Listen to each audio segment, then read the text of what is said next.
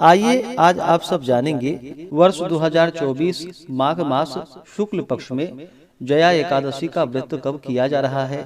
तो जानेंगे व्रत के शुभ मुहूर्त के बारे में, पारण का क्या समय होगा, पारण किस चीज से किया जाएगा, इस दिन भगवान को किस वस्तु का भोग लगाना चाहिए। तो आइए जानते हैं इन सबों के बारे में। आप सभी भक्तों को जया एकादशी व्रत की ढेर सारी शुभकामनाएं। एकादशी का व्रत जो कि प्रत्येक माह के कृष्ण पक्ष और शुक्ल पक्ष की एकादशी तिथि के दिन धारण किया जाता है। यह व्रत भगवान विष्णु भगवान श्री कृष्ण को अति प्रिय होता है। यह सभी प्रकार के पापों को नष्ट करने वाली है। हर एकादशी व्रत का अपना अपना विशेष महत्व माना गया है। इसी प्रकार से माघ मास के शुक्ल पक्ष में पड़ने वाली जया एकादशी व्रत का अपना विशेष महत्व है। जो भी भक्त सच्ची श्रद्धा के साथ, नियम और निष्ठा के साथ जया एकादशी का व्रत करते हैं, इस दिन भगवान विष्णु, माता लक्ष्मी, भगवान विष्णु के श्री कृष्ण स्वरूप का पूजन करते हैं, व्रत में नियमों का पालन करते हैं, कथा श्रवण करते हैं। इससे व्यक्ति के सभी प्रकार के पापों का नाश होता है। इस व्रत को करने से अकाल मृत्यु का भय नहीं होता तथा भूत, प्रेत, पिशाच आदि योनियों भय से मुक्त हो जाते हैं। पितरों को सद्गति प्रदायक एवं व्रती को मोक्षदायक यह व्रत है। तो आइए जानते हैं जया एकादशी व्रत के शुभ मुहूर्त के बारे में।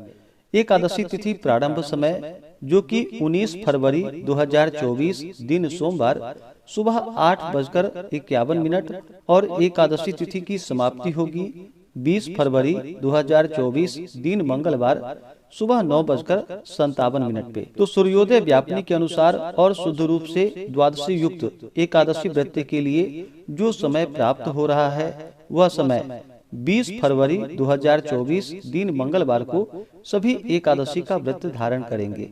19 फरवरी को दसवीं दिन के नियमों का पालन करेंगे। 20 फरवरी को एकादशी का व्रत धारण करेंगे और इस व्रत का पारण जो कि 21 फरवरी को किया जाएगा।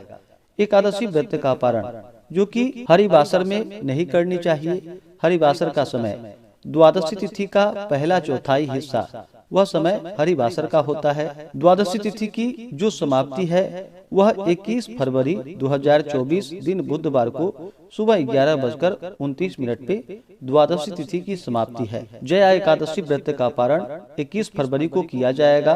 पारण का जो समय होगा वह समय सुबह 6:55 से सुबह 9:11 तक पारण का समय होगा। जया एकादशी व्रत का पारण जो कि गो दुग्धेन पारणम यानी कि गाय के दूध से इस व्रत का पारण किया जाएगा। यह संभव ना हो पाए तो आप तुलसी दल, जल या फल से व्रत का पारण करें। एकादशी तिथि के दिन 20 फरवरी को सूर्योदय का जो समय है वह समय सुबह 6:29 और सूर्यास्त शाम 5:54।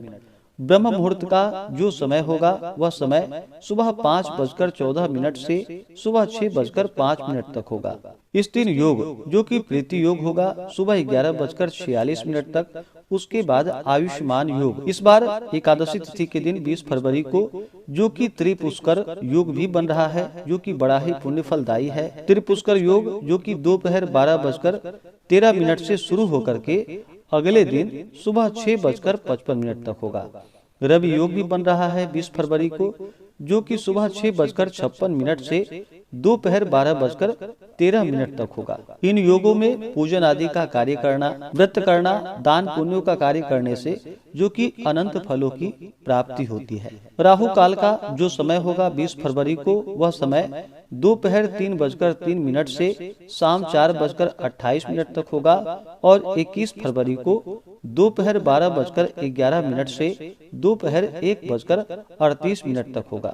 राहु काल समय के दौरान कोई भी शुभ कार्य या नया कार्य नहीं करना चाहिए। यह लाभकारी नहीं होता है, इस बात का ध्यान रखें। जो भी भक्तजन एकादशी का व्रत धारण करने वाले हैं उन्हें एकादशी व्रत के लिए जो कि दसवीं के दिन से ही व्रत में नियमों का पालन करना चाहिए। दसवीं तिथि के दिन सूर्यास्त होने से पहले ही भोजन ग्रहण कर लेनी चाहिए। दसवीं तिथि के दिन चावल ग्रहण नहीं करनी चाहिए और एकादशी तिथि के दिन भी चावल ग्रहण नहीं करनी चाहिए। दसवीं तिथि के दिन सूर्यास्त से पहले जो कि शुद्ध और सात्विक आहार ग्रहण करनी चाहिए।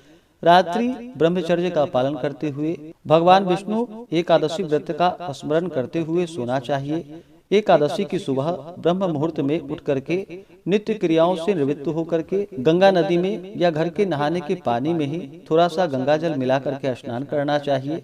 शुद्ध वस्त्र धारण करके व्रत का संकल्प लेना चाहिए। व्रत के लिए भगवान विष्णु भगवान श्री कृष्ण से प्रार्थना करनी चाहिए कि हे भगवान विष्णु, हे भगवान श्री कृष्ण, आज मैं जया एकादशी का व्रत रखने जा रहा हूँ या रखने जा रही हूँ। इस प्रकार से भगवान से प्रार्थना करें कि यह व्रत मेरा निर्विघ्न पूरा हो, हमें पुण्य फलों की प्राप्ति हो, हमारे सभी प्रकार के पाप और ताप नष्ट हो जाए।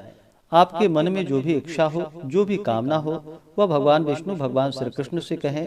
और एकादशी के दिन, जो कि दिन रात्रि उपवास रहते हुए भगवान का सुबह और शाम के वक्त पूरे विधि विधान के साथ पूजन करना चाहिए। जो उपवास नहीं रह पाते हैं, जिनका स्वास्थ्य सही ना हो, तो आप एक समय फलाहार ग्रहण करें। इस दिन भगवान विष्णु का, भगवान श्री कृष्ण का, जो कि पूरे विधि विधान के साथ गंध पुष्प धूप दीप आदि से पूजा करनी चाहिए। और विशेष करके भगवान को गुड़ तथा तिल मिश्रित भगवान को अवश्य ही भोग लगाए। दूध से बने हुए वस्तुओं का भोग लगाए। ऋतु फल आदि जो भी मिले उसका भगवान को भोग लगाए। और भगवान को तुलसी दल डाल करके भोग लगाना चाहिए। मंगलवार के दिन एकादशी का व्रत है, तो एक दिन पहले ही आप तुलसी दल तोड़ करके रख ले। अगर भगवान शालिग्राम हो आपके पास, तो एकादशी के दिन भी तुलसी दल तोड़ सकते हैं। भगवान शालिग्राम नहीं हो तो आप एक दिन पहले ही तुलसी दल तोड़ करके रख ले। तो इस दिन भगवान को जो कि काले तिल अवश्य ही अर्पित करे, तुलसी दल अर्पित करे और पूर्ण श्रद्धा भक्ति भाव के साथ भगवान का पूजन करना चाहिए। एकादशी की रात्रि जागरण करते हुए समय को व्यतीत करना चाहिए। द्वादशी की सुबह उठ करके नित्य क्रियाओं से निवृत्त होकर के स्नान करके शुद्ध वस्त्र धारण करके भगवान का पूजन और आरती कर ले। और फिर ब्राह्मणों को भोजन करवाएं, ब्राह्मणों को दान और दक्षिणा दे। फिर समय के अनुसार व्रत का पारण करना चाहिए। इस प्रकार से जो भी भक्तजन व्रत को धारण करते हैं, तो भगवान विष्णु भगवान श्री कृष्ण अपने भक्तों पर अति प्रसन्न होते हैं, अपने भक्तों के पाप और ताप को नष्ट कर देते हैं तथा सुख समृद्धि का आशीर्वाद प्रदान करते हैं। और अंत में भगवान विष्णु के धाम की प्राप्ति होती है। ऐसे ही ज्ञानवर्धक जानकारियाँ प्राप्त करते रहने के लिए चैनल पे अगर आप पहली बार आए हैं, तो चैनल को लाल बटन दबा करके सब्सक्राइब करें, साथ में बेल आइकन घंटी को दबाएं, ताकि आने वाली वीडियो का नोटिफिकेशन आपको समय से मिलता रहे।